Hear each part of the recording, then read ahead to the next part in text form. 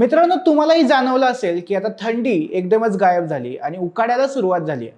मार्चमध्येच हे हाल आहेत, तर मे महिन्यापर्यंत काय होईल विचार करूनच आणखी घाम येतो. बऱ्याच घरांमधले कूलर, एसी आता सुरू व्हायला लागले, तर कितीतरी जण नवीन एसी घ्यायचा विचार करत आहेत. कितीतरी जणांनी आतापर्यंत काही कारणांनी एसी घेणं टाळलं असेल, तरी या वर्षीचा उकाडा पाहता एसी शिवाय जमणारच नाही असाही विचार लोक करतायत.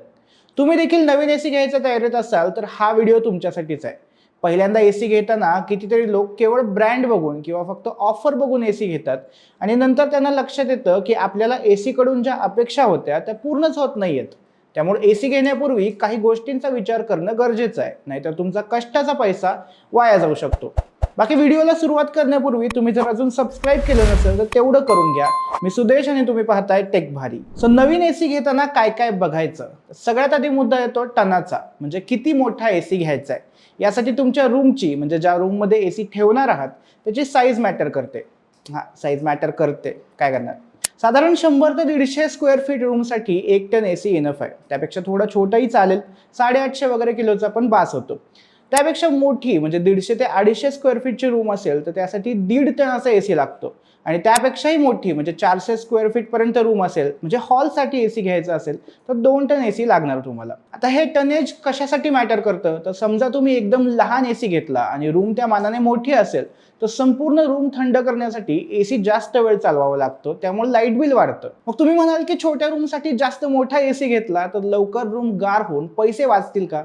तर तसंही नाहीये. उगाच रूमच्या गरजेपेक्षा जास्त मोठा एसी घेतला तर अनावश्यक खर्च होतोच, पण रूममध्ये ही अगदी डॅम्प वाटू लागतं. म्हणजे ना जास्त मोठा ना जास्त लहान, एकदम परफेक्ट साईजचा एसी रूमसाठी घेणं फायद्याचं ठरतं. आता एसी म्हणलं की आपल्या डोक्यात पहिल्यांदा काय येतं?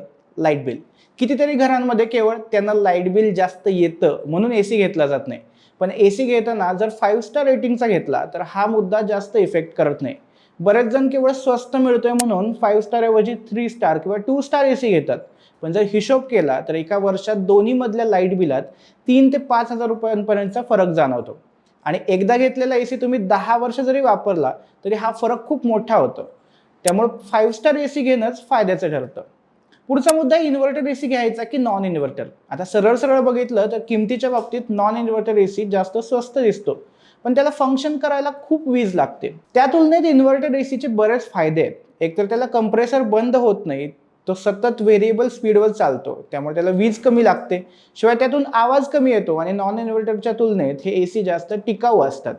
कसं आहे, आजकाल इन्व्हर्टर एसीच्या किमतीही तशा कमी झाल्यात आणि कंपन्या ऑफर देतच असतात, त्यामुळे इन्व्हर्टर एसी घेणंच फायद्याचं ठरतं. आता आणखीन एक कन्फ्युजनवाला मुद्दा असतो, तो म्हणजे स्प्लिट एसी घ्यायचा की विंडो एसी. आधी बघूया दोन्हीमध्ये काय फरक आहे. विंडो एसी मध्ये एकाच युनिटमध्ये सगळं असतं, तर स्प्लिट एसी मध्ये इनडोअर आणि आउटडोअर असे 2 भाग असतात. विंडो एसी ह्या खिडकीत बसवतात, म्हणूनच त्याला विंडो एसी म्हणलंय. म्हणजे तेवढं तर क्लिअर आहे, पण हा त्यामुळे भिंतीला खोल पाडावं लागत नाही, त्यामुळे इन्स्टॉलेशन चार्जेसही कमी असतात. वरवर ह्या सगळ्यात चांगल्या गोष्टी वाटतात, पण विंडो एसीचे तोटे जास्त आहेत. एक तर तुमची एक खिडकी जाते, त्यात मोठा एसी येतो जो टू बी ऑनेस्ट दिसायला पण चांगला दिसत नाही. No aesthetics whatsoever. शिवाय त्याचा आवाजही स्प्लिट एसीच्या तुलनेत जास्त असतो.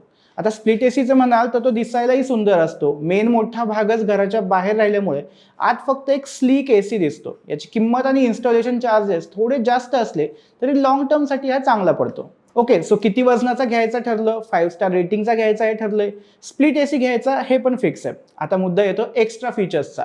म्हणजे मी तर परवा एक जाहिरात बघितली की एसी मध्ये AI वापरलंय. काय गरज, काय माहित.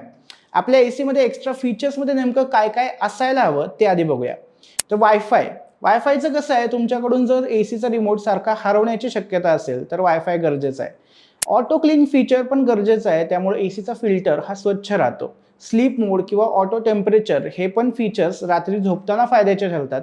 आणि सध्या सगळीकडचा AQI बघता एसी मध्ये जर एअर प्युरिफायर फिल्टर असेल तर मस्तच. अर्थात या सगळ्या फीचर्ससाठी एक्स्ट्रा पैसे मोजावे लागणार हे लक्षात असू द्या. आणि एक्स्ट्रा चार्जेसचा विषय निघालाच आहे तर एसीचे काही हिडन चार्जेसही आहेत. एक तर इन्स्टॉलेशन चार्जेस, मगाशी सांगितलं तसं स्प्लिट एसीला जास्त चार्जेस बसतात. हे साधारणपणे 1,500 ते 3,000 पर्यंत जाऊ शकतात. दुसरं म्हणजे तुमच्या खोलीत कुठं एसी बसवताय त्यानुसार जास्त पाइपिंग करावी लागली तर त्याचाही खर्च वाढू शकतो. तिसरं म्हणजे स्टॅबिलायझर. आता तसं कितीतरी एसी इनबिल्ट स्टॅबिलायझर देतात, पण तो नसेल तर तुम्हाला सेपरेट घ्यावा लागेल. शिवाय दरवर्षी त्याचा मेंटेनन्सही करायला लागतो, हे लक्षात घ्या. हे सगळे खर्च पकडले तर तुमचं बजेट 5 ते 7 हजारांनी आरामात वाढू शकतं. त्यामुळे नवीन एसीचं बजेट ठरवताना हा पण मुद्दा लक्षात घ्या. आणि आता शेवटचा मुद्दा म्हणजे ब्रँड. नवीन एसी घेणं ही तशी तर खूप मोठी इन्व्हेस्टमेंट असते. आपण 25, 30 किंवा अगदी 50,000 रुपये देऊन पण एसी घेतो. त्यामुळे मग पुढे तो 7, 8 किंवा 10 वर्ष तरी चालायला हवा एवढी तरी अपेक्षा आपण ठेवू शकतो. त्यामुळे एसी घेताना अशा कंपनीचा घ्या जी कंपनी तुम्हाला कंप्रेसरवर साधारणपणे 5 ते 10 वर्षांची वॉरंटी देईल. बाकीच्या पार्ट्सची वॉरंटी 1 किंवा 2 वर्षांची असली तरी चालते. शिवाय तुम्ही ज्या ब्रँडचा एसी घेताय त्याचं सर्व्हिस सेंटर तुमच्या जवळ आहे का हेही तपासा. किंवा मग तुम्ही ज्या दुकानातून एसी घेत आहात ते किती क्विक सर्व्हिस देत आहेत हे बघून घ्या. कारण ऐन उन्हाळ्यात समजा काही प्रॉब्लेम एसी बंद पडला आणि सर्व्हिसिंगवाला माणूस यायला आठवडा लागणार असेल तर एवढे दिवस काय करणार. त्यामुळे या मुद्द्याचाही विचार करा. तसं तर जे मोठे ब्रँड्स आहेत ज्यात मग Daikin, Voltas, LG, Samsung, Blue Star, Hitachi असे सगळे आले, त्यांचं सर्व्हिस नेटवर्क चांगलंच आहे. त्यामुळे तुमच्या जवळ कोणाचं सर्व्हिस सेंटर आहे किंवा तुमच्या कंडिशन्सना कोणत्या कंपनीचा एसी मॅच होतोय हे बघूनच योग्य निर्णय घ्या. बाकी तुम्हाला एसी घेण्याबद्दल आणखी काही प्रश्न असतील किंवा वेगळ्या वेगळ्या ब्रँडच्या एसींचा कंपॅरिझन व्हिडिओ हवा असेल तर आम्हाला कमेंटमध्ये नक्की सांगा. व्हिडिओ आवडला असेल तर लाईक आणि शेअर करा आणि अशाच आणखी व्हिडिओसाठी टेक भारीच्या YouTube चॅनलला सबस्क्राईब करा.